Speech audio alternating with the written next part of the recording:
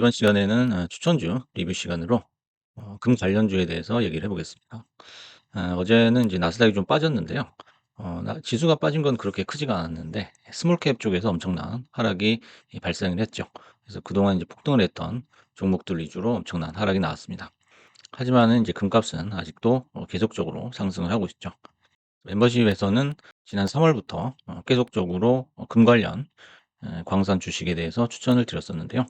3 월달, 그다음에 4 월달, 5 월달, 6 월달, 그리고 최근에 10 월까지 이렇게 쭉 꾸준하게 추천을 드렸었습니다. 그래서 추천 후에 160% 정도가 상승을 해 있는 상태고요. 그렇다면 금값이 왜 자꾸 이렇게 상승을 하고 있는지 한번 알아보겠습니다. 최근 1 년간의 금 가격 추이를 한번 보시면요. 그냥 뭐 일직선으로 상승을 하고 있습니다. 그래서 현재 뭐 4천 달러를 넘어서서 이제 5천 달러를 바라보고 있는 그런 상황이에요. 그렇다면 금값이 왜 자꾸 이렇게 위로 상승을 하고 있는지 한 5가지 정도로 정리를 해 봤습니다. 첫 번째는 안전자산을 선호하는 심리가 강화되고 있다는 거죠. 그래서 미국 정부가 셧다운 가능성이 대두가 되고 있고요. 유럽 정치가 계속적으로 불안하죠. 그리고 중동 지역의 어떤 긴장도 멈추지 않고요. 그래서 글로벌 금융시장의 불확실성이 증대가 되고 있다는 거죠. 네, 두 번째는 미국 연준의 금리 인하 기대로 인한 달러의 약세입니다. 그래서 금리가 낮아지고 달러 가치가 떨어지게 되면은 금은 상대적으로 매력이 증가하게 돼 있죠. 그리고 최근에 연준이 통화 정책을 이제 완화할 것을 예고하면서 금값 상승세를 또 자극을 하고 있습니다. 네, 세 번째는 중앙은행들의 금매입 확대인데요. 세계 각국의 중앙은행이 외환 보유고 다변화를 위해서 금 보유량을 증대하고 있다는 그런 뉴스가 있습니다. 네 번째는 이제 지속되는 인플레이션 우려인데요. 물가 상승 압력이 지속이 되면서 투자자들은 인플레이션 대비 수단으로 첫 번째로 금을 선택했다라는 거고요. 그다음에 이제 인도나 중동 등에서 금에 대한 실물 수요가 증가하는 것도 국제 금값 상승을 부채질하는 그런 요인으로 작용을 하고 있습니다. 그래서 이제 과거에 추천드리면서 이렇게 코멘트를 써놓은 거를 이렇게 한번 다시 피드백을 해보겠습니다. 그래서 이제 지수가 2차 붕괴 시에 금값 재상승 가능성이 있다. 요렇게 이제 썼는데요. 그때 이제 한참 나스닥이 떨어지고 있을 때였죠. 하지만 지금 이제 나스닥이 엄청난 상승세를 보이고 있음에도 불구하고 금 가격이 함께 올라가는 그런 이제 기현상이 벌어지고 있다는 거죠. 그리고 이제 3월 말쯤에 금값이 연일 신고가를 돌파하면서 이제 3천을 돌파했다. 라는 게 이제 엊그제 같은데 정말 짧은 기간 안에 4천을 돌파를 해 버렸고요. 이 속도로 가면은 연내에 5천 가까이 갈 가능성이 굉장히 높다라는 거죠. 그다음에 28 년까지 인제 온스당 5천 달러를 전망을 하던 그때가 인제 올해 4 월이었는데 이제 어느덧 5천 달러가 눈앞에 와 있어요. 그다음에 보시면 이제 고점 대비 20% 하락 후에 반등을 했다라고 인제 나와 있는데요. 인제 그 금광산 관련주라든지 아니면 금 ETF 같은 거는 하락을 할 때마다 좋은 가격에 사는 옷가게에서 인제 세일을 할 때 옷을 사듯이 고렇게 쟁여 놓는 것이 좋다라는 거죠.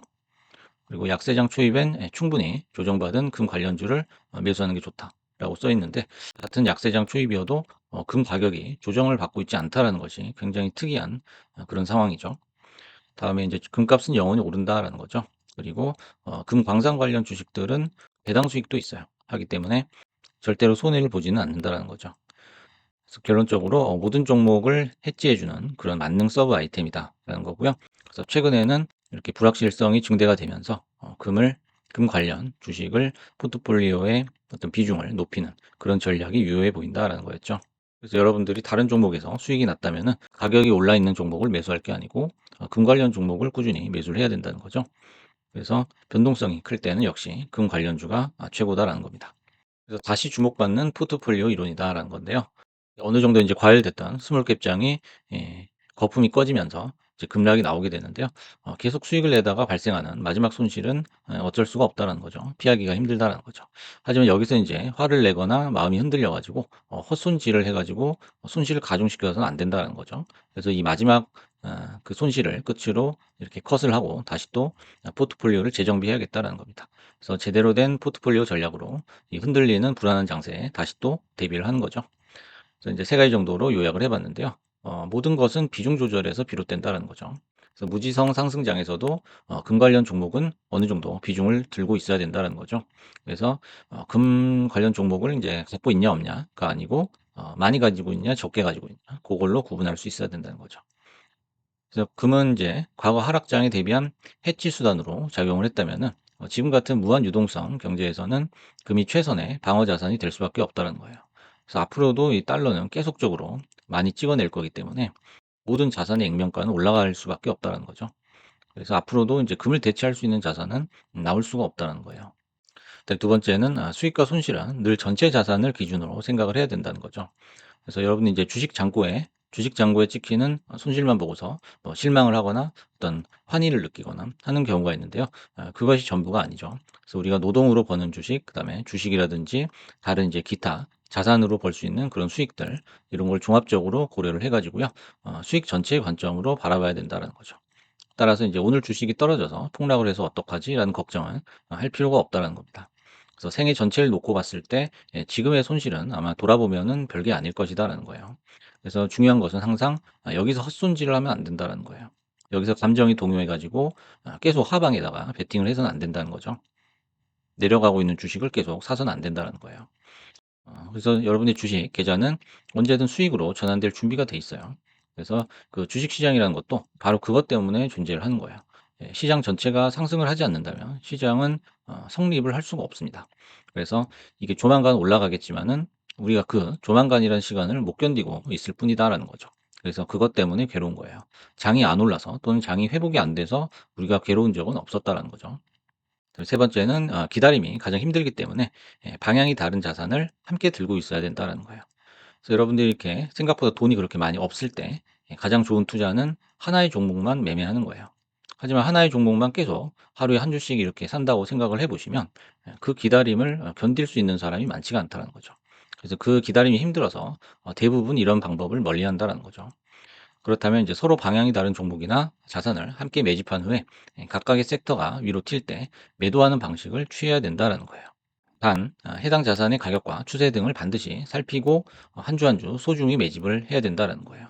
그래서 한꺼번에 욕심을 가지고 매수하면 결국에는 뒷감당을 할 수가 없게 된다는 거죠. 그래서 모든 자산 종목은 순환을 하면서 함께 또는 돌아가면서 오르게 돼 있다는 거예요. 그래서 그 시계를 기다릴 자신이 있을 때만 투자를 해야 된다는 거죠. 그래서 그림을 하나 보시면요. 이렇게 시계는 계속적으로 돌아갑니다. 그래서 지금 뭐 10 시다라고 하면은 어느 정도 시간이 걸리겠지만 다시 또 10 시라는 시간이 돌아오게 되죠. 그런 식으로 모든 자산들이 또는 모든 섹터, 모든 종목들이 돌아가면서 상승한다는 것을 우리가 알 수가 있어요. 그걸 인제 긴 시간 동안 이렇게 확인을 할 수가 있는데 우리가 인제 10 시에서 다음 10 시가 돌아올 때까지 기다리는 게 그냥 괴롭다 이거예요. 그래서 요 시간 12 시간 동안 굉장히 발버둥을 치다가 오히려 손실을 가중시키지만 결국에 시간이 지나면은 10 시가 또 돌아온다라는 거예요. 그래서 섣부르게 뭐 전부 다 손절을 해 버린다든지 또 여기서 헛손질을 한다든지 그렇게 해서는 안 된다라는 거죠. 그래서 항상 주식이라는 것은 여유 자금이 필요하다라는 거예요. 여유 자금으로 해야 된다는 거죠. 왜냐하면은 기다림의 시간이 항상 찾아오기 때문이에요. 그래서 지금 엄청나게 상승해 있는 종목들이 많은데요. 그 해당 자산들이 쌀 때 내가 뭘 하고 있었는지 한번 돌아볼 필요가 있습니다. 그래서 지금 이제 가격이 무너지고 있는데 지금 가격이 무너지는 섹터는 우리가 과거에 싸구려일 때 가격이 아주 저렴할 때 쳐다도 안 봤던 그런 종목들이다라는 겁니다. 그래서 반드시 요거를 기억을 해야 되겠습니다. 그래서 결국에는 이 시간을 이길 수 있는 사람이 주식 시장에 언제 진입하든지 승자라는 거예요. 그래서 상승을 할 때 진입해야지. 하락할 때 피해야지. 요런 거는 이제 다 지나고 나서 결과론적인 얘기죠. 언제 진입하든 우리는 승자가 될 수 있다는 거예요. 대신 요 시간의 기다림을 우리가 견딜 수 있어야 된다라는 거죠. 그래서 이렇게 세 가지 정리를 해 봤고요. 오늘은 계속적으로 가격이 상승을 하고 있는 금 관련 종목들에 대해서 추천주 리뷰를 해 봤습니다. 감사합니다.